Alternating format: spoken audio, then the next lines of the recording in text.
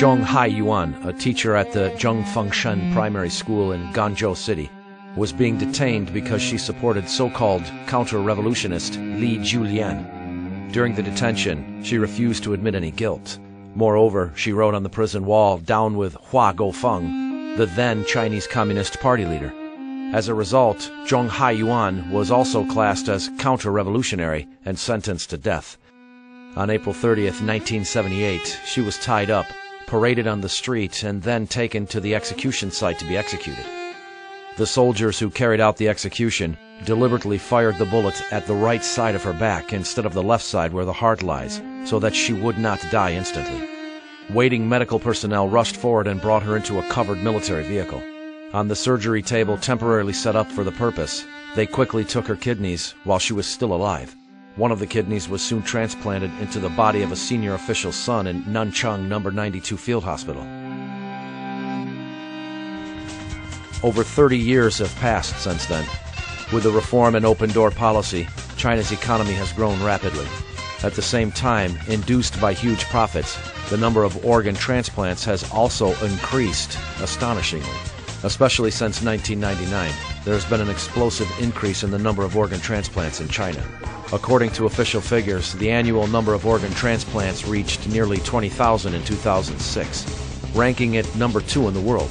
Moreover, people who could receive organ transplants have expanded from the privileged senior officials of the Chinese Communist regime to rich people who could afford the high price.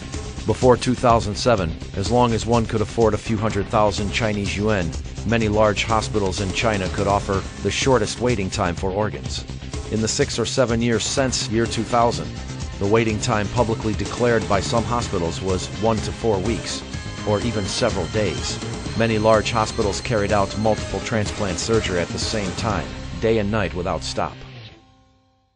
Behind these astonishing figures hides a serious question. In China, where are these massive number of human organs coming from? In the 21st century today, does the tragedy suffered by Zhong Haiyuan, whose organs were harvested while alive, still go on?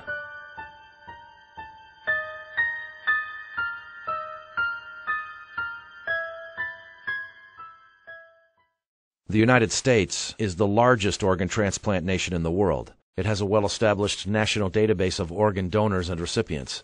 It also has a highly effective shared network for nationwide organ transplants. About 80 million people voluntarily agree to donate their organs after their death. At the same time, the number of organ donations from relatives is also very large. Even with a system like this, the average waiting time for organ transplants in the U.S. is still quite long. The heart, about 8 months. The liver, 26 months. And the kidney, 37 months. Why is this? Because the organs used for transplants must be from healthy people. Moreover, the organ's ischemia time during the transplant must be very short. The kidney requires less than 12 to 24 hours. The liver is 12 hours, while the heart is 4 to 6 hours. Therefore, unless they are donated from living relatives, the organs used for transplant can only be from healthy voluntary donors who have just died. Not only that, patients can only accept organs matching their blood types and tissue types. Take kidney transplantation as an example. According to National Kidney Foundation of the United States, the chance of getting a perfect match kidney from a non-relative donor is only 6.5%. Obviously, the probability of getting a suitable healthy organ is quite small. In China, due to cultural reasons as well as a lack of related legal safeguards, the number of voluntary organ donors is pitifully small. Up to September 2007, China had only 61 organ donors in total from brain death. Organ donation from relatives only accounts for 1.1% of total organ transplants there. Although legal and legitimate organ sources are very rare, large hospitals in China never seem to worry about sources of organs. The Oriental Organ Transplant Center used to claim on its website the average waiting time for a suitable liver is 2 weeks. On the application form for an organ transplant at the Organ Transplant Department of Shanghai Changzhong Hospital of the 2nd Military Medical University, it once clearly wrote, the average waiting time for a liver transplant is 1 week among all patients. Established in 2003 and closed in September 2007, the China International Transplantation Network Assistance Center was an organ agency for foreigners. It was situated at the Organ Transplant Research Center of the first affiliated hospital of China Medical University in Shenyang, Liaoning Province. Through this agency, as for the kidney transplantation, it may take 1 week to find a suitable donor, the maximum time being 1 month. It further goes on to say, if the doctor discovers that there is something wrong with the donor's organ, the patient will have the option to be offered another organ donor and have the operation again in 1 week. China's Sanlian Life Weekly reported on April 7, 2006, about 98% of organ sources in our country are controlled by authorities other than the Ministry of Health. What are those authorities other than the Ministry of Health? The article did not specify. Before its closure, the Chinese International Transplantation Network Assistance Center disclosed even more astonishing information. The website's question and answer section contained the following set of questions and answers. Question: even if the organ transplant operation is successful, is the survival time after the surgery only 2 or 3 years?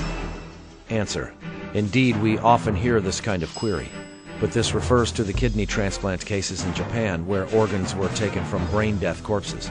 In China, kidneys are taken from live bodies. This is completely different from what Japanese hospitals do. Question: is it possible to be infected with other diseases such as HIV or hepatitis after the kidney transplantation? Answer: it is not necessary to worry about that. The biggest problem with a kidney transplantation is the tissue match. Before the living kidney transplantation, we will examine the donor's renal function and leukocyte in order to assure the safety of the kidney.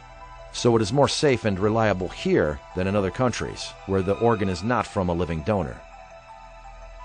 The question-answer section disclosed a clear and explicit message.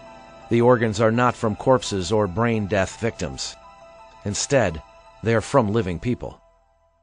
In fact, the China International Transplantation Network Assistance Center is not the only living organ provider in China.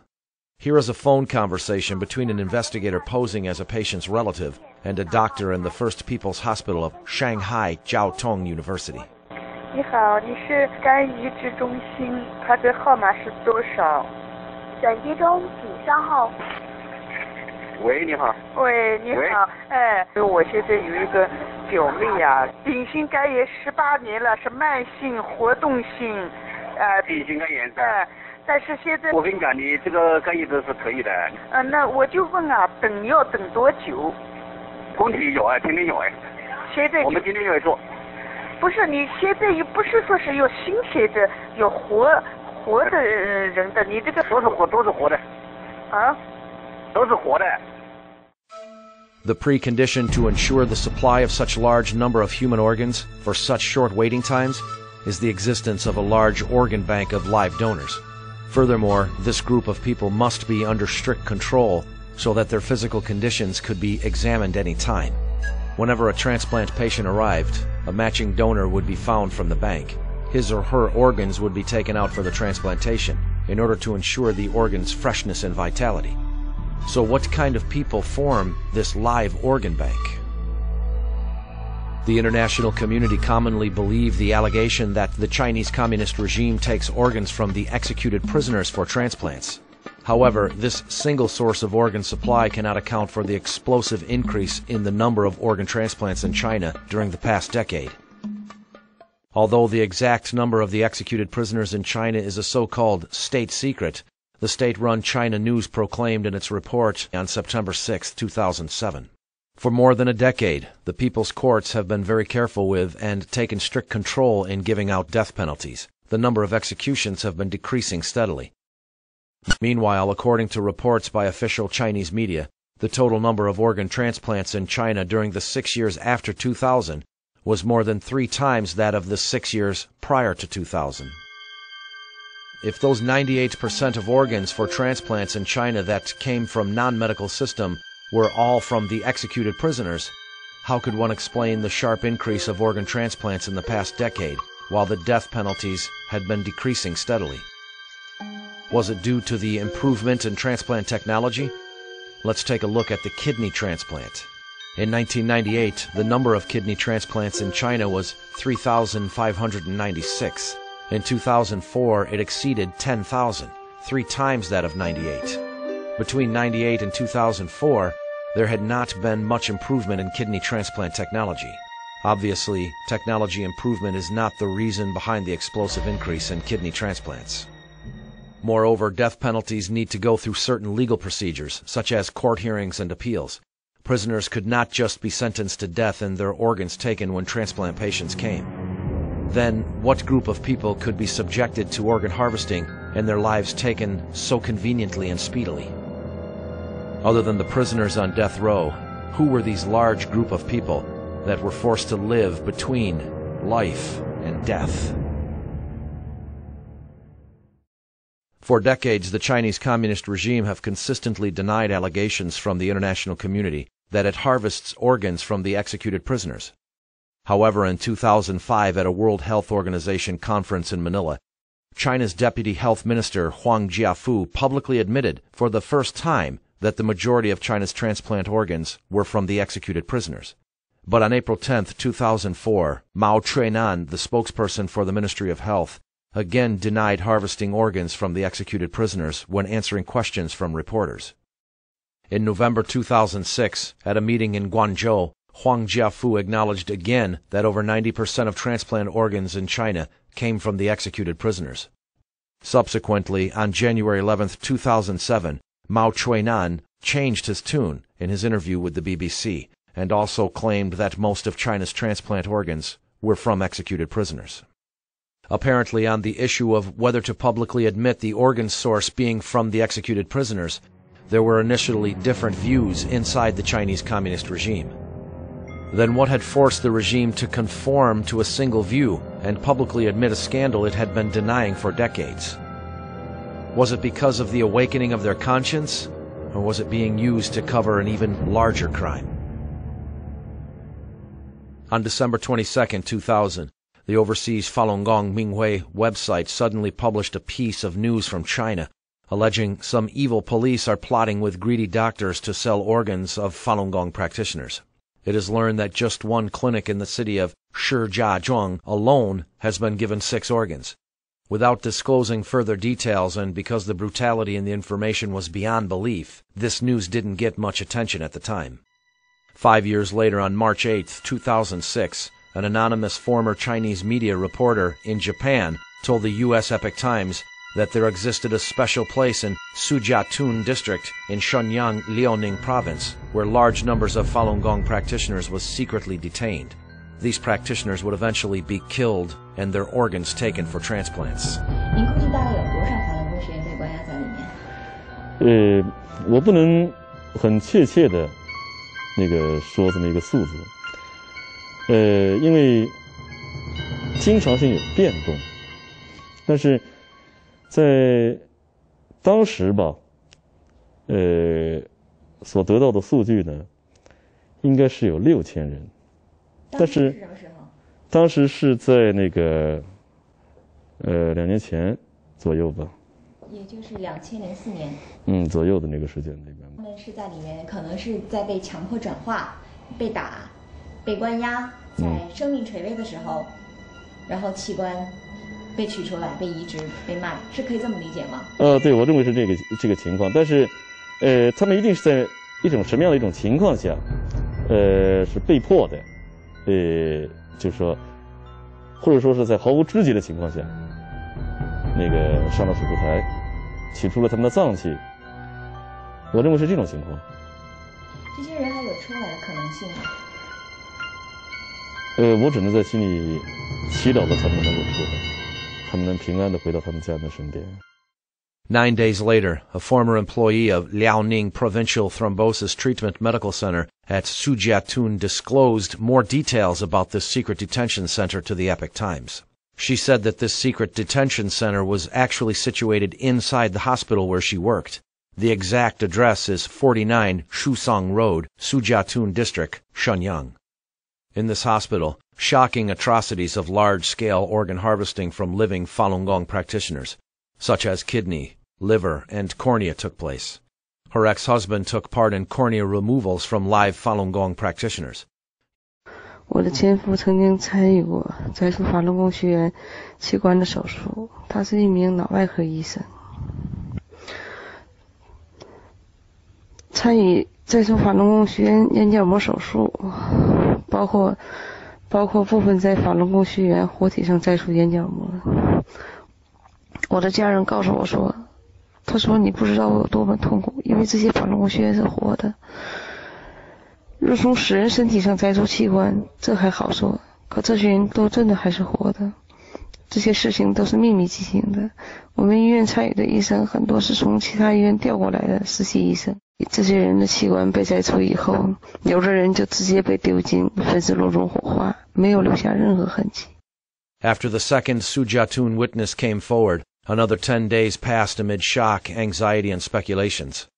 Surprisingly, the Chinese Communist regime, that is usually very sensitive to the international media, kept quiet for 3 weeks on such sensational accusations. On March 28th, the Chinese Foreign Ministry spokesman Qin Gang denied the Sujiatun incident at a regular press conference, calling the accusation deliberate fabrication and wicked slander. Qin also invited foreign media to visit Sujiatun and conduct their own investigations. Perhaps as a response to the Foreign Ministry statement, 2 days later, a man who identified himself as a veteran military doctor in the Shenyang military region wrote to the Epoch Times to confirm the existence of the Sujiatun concentration camp. He further alleged that Sujiatun was just one of several dozen such concentration camps across China. A month later, this veteran military doctor wrote to the Epoch Times again, disclosing more detailed information on organ harvesting of living Falun Gong practitioners. He said during the detention, real names were used for Falun Gong practitioners and other detainees, but when it came to organ transplant, fake names were used. In other words, false identities were created, and the information about these fake people was quite complete. Moreover, these people would have signed voluntary organ donation forms. Of course, the signature was faked as well. I had encountered over 60,000 of these documents with falsified signatures. All of them said that the individual voluntarily agreed to donate some kind of organs for transplant and was willing to undertake all the consequences. There were even signed forms expressing their willingness to donate their hearts for transplants. Many signatures were the handwriting from the same person. The time limit for keeping these documents was 18 months. Then they must be destroyed. This veteran military doctor continued. Many people concentrated their attention on the official organ transplant figures. In reality, the number of organ transplants carried out underground was many times more than the official figures.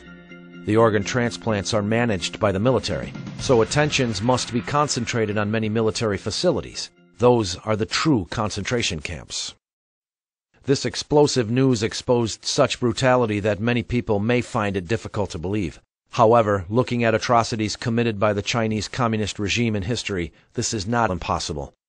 The first kidney transplant surgery in Communist China was done in 1960. Since then, it has become a routine practice to take organs from living prisoners to meet the needs of senior officials from the party, the government, and the military.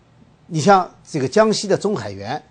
Zhong Haiyuan in Jiangxi province, her kidney was taken while still alive in order to carry out the kidney transplant for a military pilot. Zhong Haiyuan had her kidney taken as a political prisoner.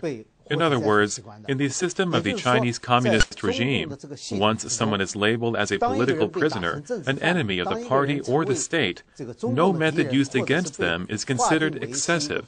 Then, when Falun Gong practitioners are being persecuted, they fall into the same scenario. The regime has used every means in its disposal to demonize Falun Gong and sees it as its biggest enemy. Therefore, in the society, everyone knows that the Chinese Communist regime has regarded Falun Gong as the enemy. On October 9th, 1984, the Supreme Court, the Supreme Procuratorate, Ministry of Public Security, Ministry of Justice, Ministry of Health, and Ministry of Civil Affairs jointly issued a document titled Temporary Provisions on Using Bodies and Organs of the Executed Prisoners. The document clearly stipulated that organs from 3 types of the executed prisoners could be used for transplants. The regulation provided legal backing for harvesting organs from the executed prisoners. More frightfully, it broke the moral bottom line of people involved, such as police and doctors. When body parts of certain people are legally defined as industrial raw material, the defense and respect for the human body becomes non-existent.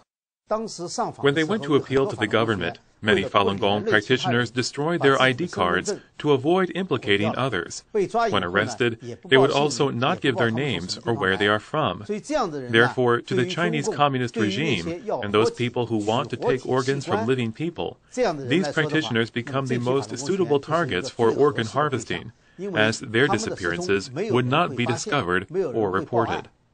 Without a doubt, organ transplantation is a highly lucrative business.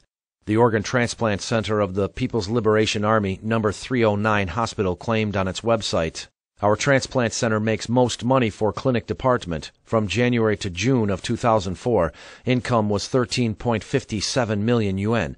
This year, 2004, it is likely to exceed 30 million yuan." According to an article in the Southern Weekend, on July 18, 2007, the Oriental Organ Transplant Center in Tianjin made huge profits. Liver transplants alone brought the center at least 100 million yuan a year in income. In September 2006, the new building for the Oriental Organ Transplant Center, costing 130 million yuan to build, opened for business with 500 beds. The explosive increase in China's organ transplants started with the persecution of Falun Gong in 1999. The Sujiatun incident and the inside information disclosed by a veteran military doctor from Shenyang made people realize for the first time that body parts from innocent Falun Gong practitioners might have become the raw material for this industry. After the Sujiatun incident came to light, representatives from the U.S. Embassy and the U.S. Consulate in Shenyang were given 2 guided tours of the Thrombosis Treatment Medical Center in Sujiatun, once accompanied by hospital officials, once by officials from China's Ministry of Foreign Affairs. After the visits, they issued a statement declaring that they found no evidence that the site is being used for any function other than as a normal public hospital. Meanwhile, responding to the invitation issued by China's Foreign Ministry spokesman Qin Gang to the international media, the Coalition to Investigate the Persecution of the Falun Gong in China, a non-governmental organization formed by Falun Gong practitioners, third-party lawyers, scholars, and journalists, applied for visas at China's overseas embassies and consulates, requesting to go to China to independently investigate the Sujiatun incident. All the applications were uniformly refused. On the one hand were detailed inside stories. On the other hand were the denial by the Chinese Communist regime after a long silence and its refusal to the third-party independent investigation. The whole thing seemed to have reached an impasse.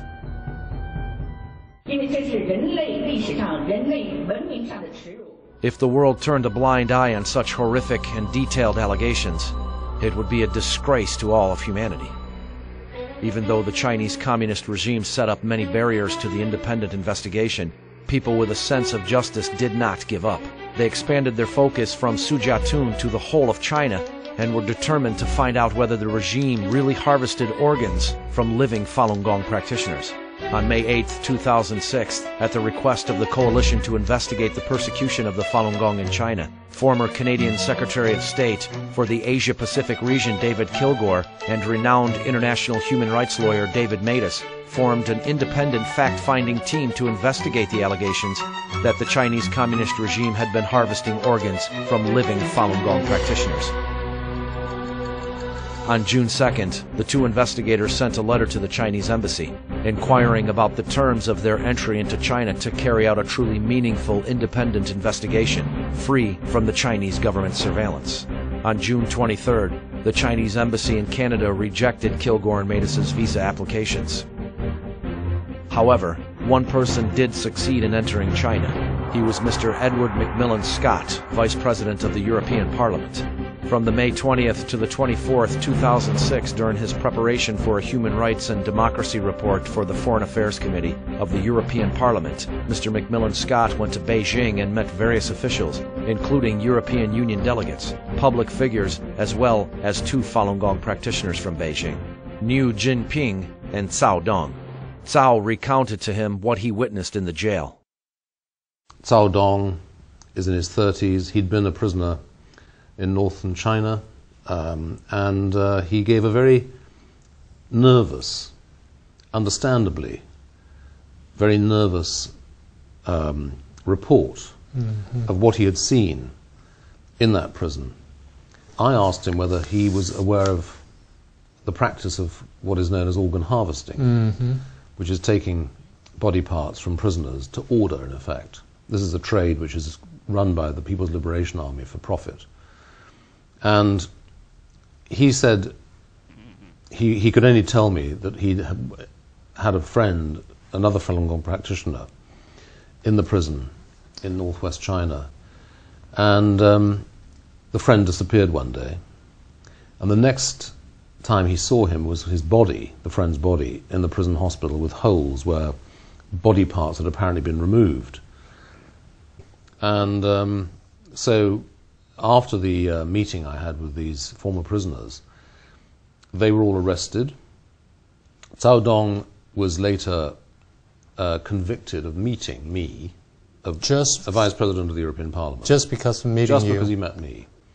And he was sentenced to 5 years in prison, and he remains in prison now. The investigation continued with more people joining in. Among them were Dr. Kirk Allison, Associate Director of the Program in Human Rights and Medicine at the University of Minnesota; Ethan Gutman, Adjunct Fellow at the Foundation for the Defense of Democracies; and his assistant, Li Shai Lamish.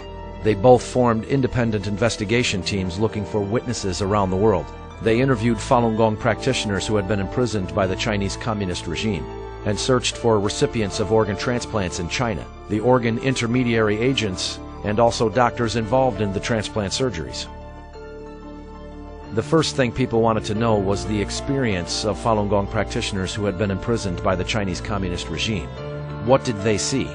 What did they hear? And what did they experience personally? Without exception, the practitioners they interviewed all talked about torture, brainwashing, the threats, and also the repeated and especially careful health checks and blood tests. Falun Gong practitioner Gan Na, who now lives in Toronto, Canada, was one of the 34 Falun Gong witnesses in the investigative report by David Matus and David Kilgore. Gan Na was from Beijing and used to be a customs official at the Beijing airport. When she was detained for the third time in the Beijing Xinan female labor camp, she was subjected to blood testing, X-ray, ECG, and cornea examination, etc. 那当时我就感觉很奇怪啊，劳教所的那些警察根本就不把我们当人看，那么给我们去做这种全面的体检，我就感觉很奇怪。Falun Gong practitioner Zhang Yijie, who used to work at the Ministry of Foreign Trade and Commerce, had been detained 7 times. The last time was in June 2001. She was detained in the Beijing female labor camp. 原来我们部里边每半年都要给干部查体一次。那么就像这种常规的钢弓化验，一般的都是那种通常的那种小玻璃管，也就是那量都是一样的。那么我觉得就是在劳教所的时候抽血的时候，我觉得量比平时要多，要大得多，而且我们都说怎么抽这么多。Falun Gong practitioner Zhou Yuan was from Guangzhou. She was illegally detained in the Guangzhou Chateau female labor camp for 22 months from January 2000. After that, she was arrested again and forced to go through all 5 different brainwashing classes in Guangzhou. 转到最后一个洗脑班，因为没有别的肯收的时候，就转到就是因为我本身属天河区的嘛，就天河区那个洗脑班把我拿回去了。就是那个医生就专门带我到医院去检查很详细。检查的很详细，还有那个脑电图什么，当然抽血那是必然的啦。当时令我觉得很奇怪的就是做那个心脏那心脏的检查，他们做的非常非常的仔细。结果后来又带我去检查，然后检查完了以后，他觉得又要带我再去做那个心脏彩超，所以那时候我就说我心脏也没问题，他们为什么老是在我这心脏上面做文章？ They would do an X-ray of the chest and the abdomen. They would do a sonogram of the liver and the kidney area. They would do a very large blood sample, and sometimes they would take the blood out and put them in 8 different tubes, which suggests that they're doing tissue typing, that is, testing for diseases, any diseases that would make their organs unusable, also trying to see whether there is a proper blood type and tissue type match for a potential recipient of the organ. Then they were also doing a lot of urine samples to see the health of the kidney function. On the one hand, Falun Gong practitioners were tortured inhumanly. On the other hand, there were these strange health checks and blood tests. Many Falun Gong practitioners were puzzled with these self-contradictory behaviors. More strangely, the doctors who carried out these health checks were not interested in treating injuries. They were only interested in healthy people.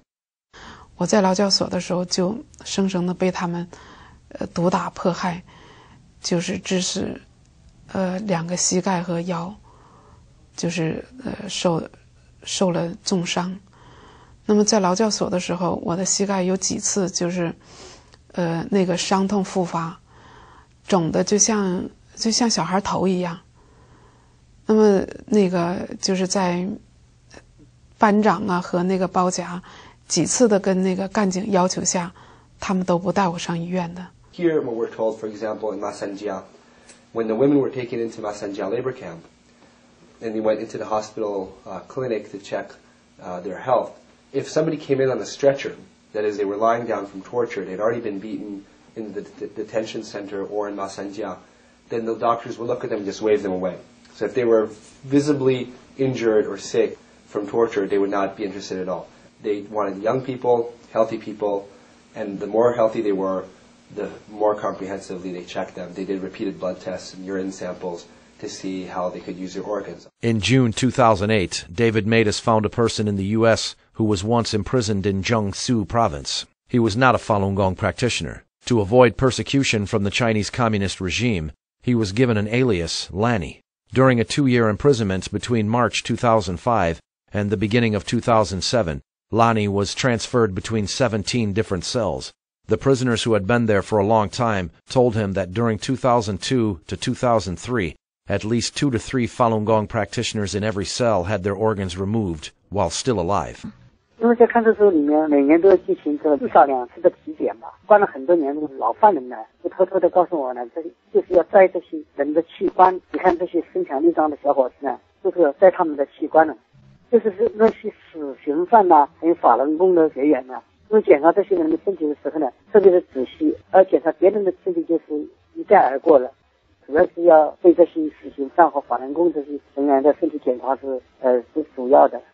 Lanny had personally witnessed the scene of a person being injected with drugs before being taken away for organ harvest. In one case, he saw this person being inoculated or being fed intravenously a syringe, which had a numbing effect on him.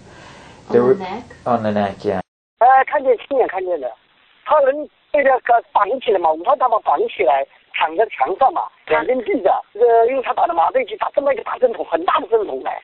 有一个我们那个手，我感觉估计我们3个手指头顶在一起，大针管的，你像里面有半管水，针管的水。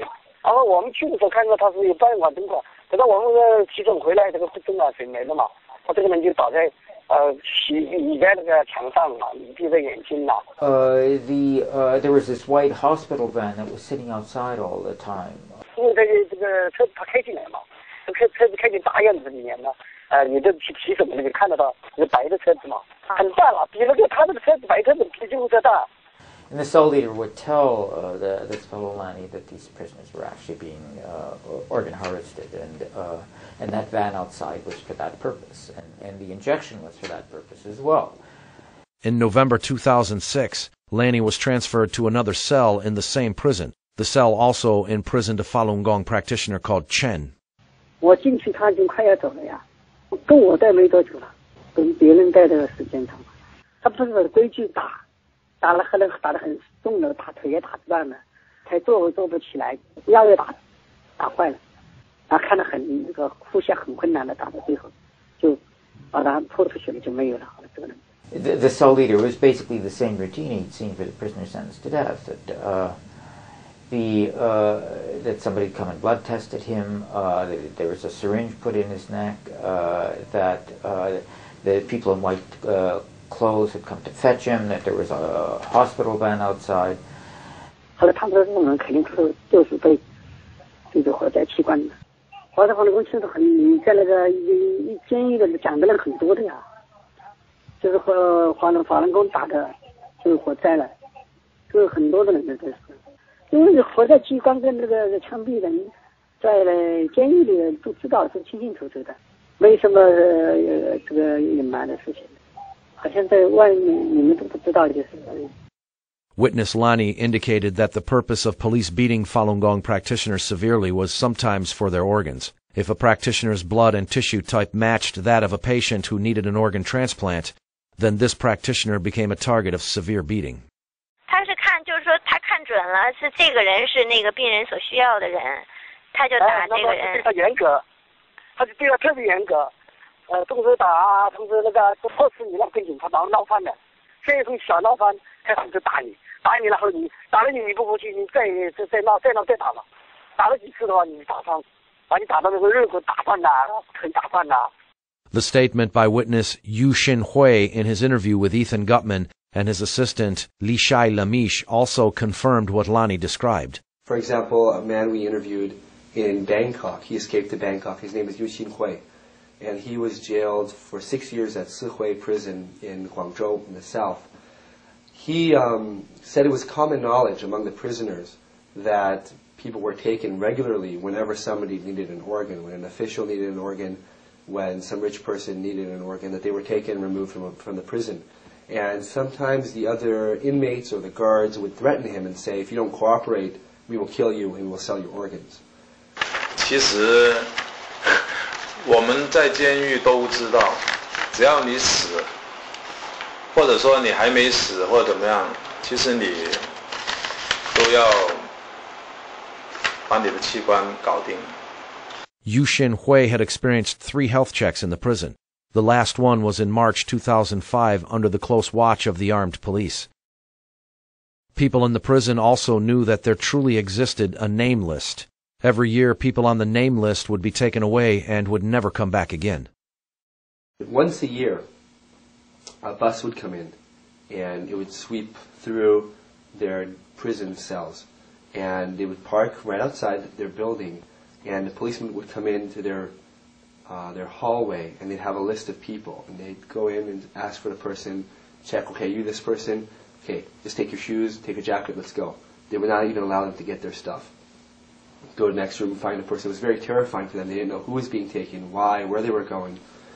And they just collected these people, put them on a bus. Sometimes it was 2 or 3 or 4 big buses full of people in the middle of the night, take them away. And these people were never seen or heard from again. From the Google online satellite map, Yu Xin-hui pointed out to the investigators the parking locations in the jail for the coaches that were used to take away Falun Gong practitioners late at night. Among the witnesses interviewed by these 2 investigators, 15 of them were forced to go through these suspicious health checks and blood tests, like Yu Xin-hui. And I mean, basically, if you're Falun Gong and you're in prison, you're on your way to being organ harvesting, as far as I can see. In order to obtain more direct evidence, overseas investigators made direct phone calls to a number of hospitals and transplant doctors to ask about the sources of organs. The callers presented themselves as potential overseas recipients or relatives of potential recipients. 哎，是宋主任吗？啊，您说吧。哎，他那个医生跟他讲，就是说这个肾源挺好，就是说练法轮功身体都比较好嘛。我们也会有，这个我们可能大概有，今年到目前为止，可能这样的有10几个这样的肾脏。啊，喂，哎，请问是广州军区武汉总医院？哎，那你们这边的话，有没有可能就是法轮功这样的肾源，有没有可能有几个？法轮该用一用呗，是不是？你光他法轮功啊，是不是？哎，你好，你是中山医院对，是你好，家长月子中心吗？对，是的。我需要咨询一下我的。那你等会儿啊，我再上来好吧？啊。喂，你好，哎，你好，你是医生吗？你是哪里？你贵姓啊？我怎么称呼你啊？我姓沈，你姓沈啊？这个移植手术啊？可以做的。那要等多久啊？来了以后1个礼拜左右就可以做了。那但是这个提供的这个必须有健康有心血。那当然是好的了，给你提供的都是青少年。提供的这个法轮功的这种提供的这个我们都是这种。In addition, the International Coalition to Investigate the Persecution of the Falun Gong in China, headquartered in the U.S., confirmed the same conclusion with a similar method. One example is between June and July 2007, An investigator from this organization established the connection through phone calls with a kidney intermediate agent at the Army's No. 307 hospital. The communication lasted for several weeks, and the accumulated conversation's time amounted to several dozen minutes. 你就给我打听一下，以前呢，我跟你说过吧，以前就说我们这边跟你说实话是做过2例，知道吗？搞过这2例。2个法轮功学员的。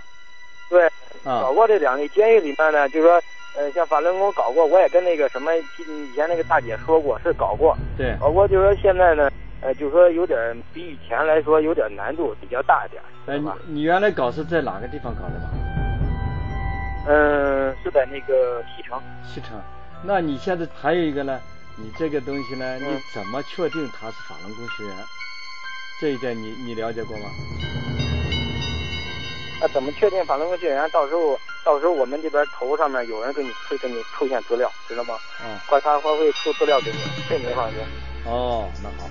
At the same time, when the above testimonies were obtained, the Israeli police solved a case that provided more direct proof for the allegation of organ harvesting from living Falun Gong practitioners.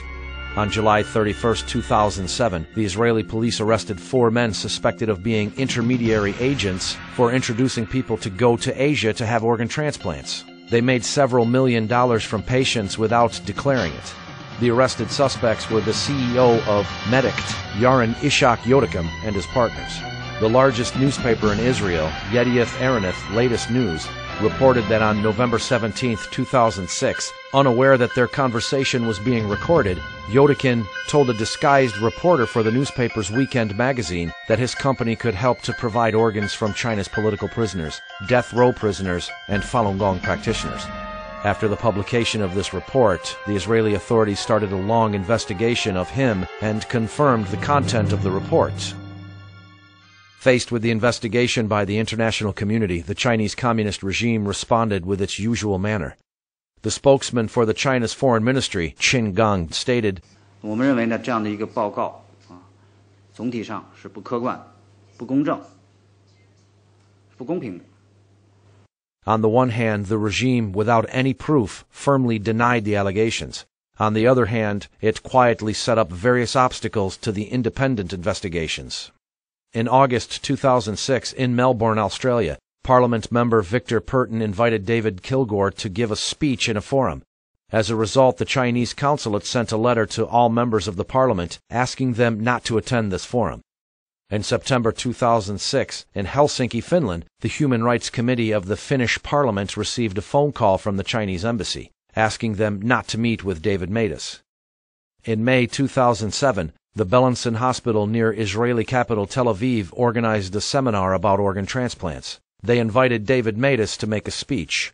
The Chinese embassy exerted pressure on Israeli Foreign Minister and Health Ministry, demanding them to cancel the seminar or cancel the invitation to Matas. The websites of China's organ transplant centers also changed quietly. Many figures about the number of organ transplants and the waiting times were deleted or modified. Some websites disappeared completely. However, some of these original materials could still be found at their archived locations. Refined propaganda tools were also used by the Chinese Communist regime to respond to the investigations. Since June 2006, the independent investigative reports by David Matas and David Kilgore have received extensive attention in the international community. As a response, in June 2007, the Phoenix TV in Hong Kong, which is backed by the Chinese Communist regime, produced and aired a TV documentary titled An Investigation into David's Investigative Report. In this documentary, it used interviews with some officials and doctors named in the investigative report to deny the report's conclusion. The DVDs of this documentary were distributed by the Chinese Communist regime's overseas organizations. However, this documentary was full of flaws that just prove the authenticity of the investigative reports. One of the figures quoted in the Matas-Kilgore report was the data from the article, "The Organ Transplants Need to Set a High Threshold," published in China's official health news in 2006 from its interview with Shi Bingyi, committee member of the organ transplant branch of Chinese Medical Association. Shi Bingyi stated there were over 90,000 various organ transplants in total done in China. Just last year alone, about 10,000 kidney transplants and 4,000 liver transplants were carried out. However, in the interview by the Phoenix TV, Shi Bingyi categorically denied that he had mentioned such figures. 我没有说过这样的话，为什么？因为我头脑里就没有这样的数字，我没有过非常详细的调查哪一个时间段是多少例，我们没有这样的数字，所以我也不可能说。Shi Bingyi's original statements quoted in the Davids report can still be found on the internet. Moreover, the article was reprinted by many other Chinese domestic media. Similar organ transplant statistics given by other experts from the organ transplant branch of Chinese Medical Association are also commonly available in China's government and media websites. Another kind of evidence used in the Matus and Kilgore report is the recording of the telephone conversations with large number of medical doctors in China. Among the doctors contacted, many of them admitted to have used organs from Falun Gong practitioners. Dr. Liu Guoping from the Guangxi Ethnicities Hospital was one of the doctors who were investigated. Phoenix TV interviewed Dr. Liu Guoping. In the interview, Dr. Liu acknowledged that he had received phone calls from the investigators and also admitted that he was asked the question in the recording, but he denied giving such reply, although the recording of his reply to the investigator was still available. The following is a comparison of what he told the investigator and what he said on Phoenix TV. 他问我那边是不是用的是法轮功的那些器官，但是我告诉他，我说我并没有参与这方面的手术，不知道他们器官是怎么来的，这方面我没办法回答他。Here is what Dr. Liu told the investigator on the phone. 那你的这个同学有没有跟你说过，他们做的这些都是这种法轮功的，是不是啊？这有些是法轮，有些是家属捐献的。那现在就是说，我想找这种给我的孩子找这种法轮功的，你估计他能帮我找到吗？那肯定能够找到。能找到啊。Dr. Liu also said on Phoenix TV. 他在这个报告里面说，你们以前用的法轮功供体是从监狱里面还是从看守所里面拿的？他里面说我的回答是从监狱里面拿的，但是当时我的回答并不是这样，我的回答是我们医院没有这种资质，我本人也没有这种资质，所以不可能拿任何器官。Here is the recording of the phone conversation with the investigator. 就说你们以前用的就说是从哪里找？是看守所还是到这个监狱呢？监狱里面找的。监狱里啊，他那种就是都是那种健康的法轮功是吧？健康的法轮功。对，肯定是学好的才能做完，因为这种东西，这要保证质量的。On Phoenix TV, Dr. Liu also said. 还有第二个问题是，他说：“那你们都要到监狱里面自己去挑选吗？”他当时说我的回答是对，肯定是说要去挑选的。这个问题当时根本都没问到，没有那回事。Was Dr. Liu asked that question by the investigator? Here's the recording of the phone conversation. 那是都要像你们都要到监狱去自己去挑选是吧？对，肯定挑选。那挑选如果他不让你抽血怎么办？他肯定会让。他怎么会让呢？有法典在里面的，你怕什么？这东西都用不着你们担心的问题。我知道，他知道会是给他这个取器官移植吗？他会知道吗？不知道。他不知道啊，就是那就不让他知道是吧？知道他就不让抽了是吧？对。那怎么说服让他说他说你抽血干什么？那你怎么讲呢？哎呀，这个他们会有办法，反正这个不是你担心的问题。I mean, it was actually interesting for me to see the video they put out or to see the response they put to NOAC because, I mean, this kind of silly response, in a sense, is a vindication. It's a reaffirmation. I mean, if the best that they can do is contradict what's on their, I mean, deny what they put on their website or deny what we have on tape, and obviously, I think we're onto something. With more and more evidence being reported, many governments and international organizations started to express serious concern about the organ harvesting of Falun Gong practitioners in China. In November 2008, the United Nations Committee Against Torture held its 41st session in Geneva. The summary report by the committee specifically demanded the Chinese government to explain the massive increase in China's organ transplant surgeries since the start of the persecution of Falun Gong and the unexplained source of the huge organ supplies. It also demanded the Chinese government to carry out an immediate investigation into the issue, prosecute and punish all personnel involved. In fact, the revelation of this atrocity was originally from a small incident which occurred on the operating table when removing an organ from a living Falun Gong practitioner. On April 13, 2006, the female witness of the Su Jiatun incident, the wife of a doctor who was involved in removing corneas from living Falun Gong practitioners, told the following true story in the form of a recording at the press conference in the U.S. National Press Club. 我丈夫有记日记的习惯，他的日记里有一篇日记是这样写的：当这个病人昏厥之后，他用剪刀绞开这个病人的衣服的时候，从衣服的口袋里掉下来一包东西，他打开一看是个小盒子，里面有个圆的做法轮的那个护身符，上面有个纸条，写着祝妈妈生日快乐！祝妈妈生日快乐！我丈夫受了很深的刺激。 This Falun Gong practitioner whose organs were removed while unconscious would never know that this small incident which occurred at the point of her death awakened this doctor's conscience, leading to the revelation of this atrocity. However, to end this evil atrocity completely, we need an awakening of many more people's conscience. This unprecedented enormity has placed many innocent lives between life and death. Faced with this crime, each person's choice would place the conscience of humanity between life and death.